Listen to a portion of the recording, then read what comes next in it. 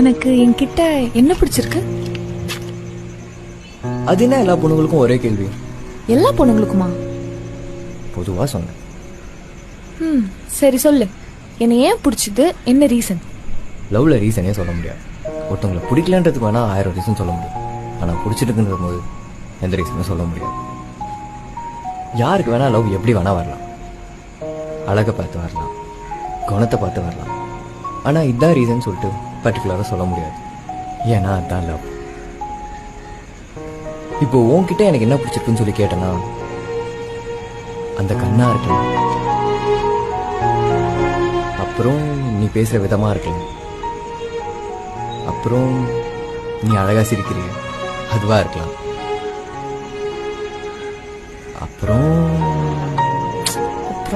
வீடு வந்துருச்சு, நீ கிளம்புறதா கூட இருக்கலாம். பக்கத்து தெரு தானே வீடு, அதுக்குள்ளே வா.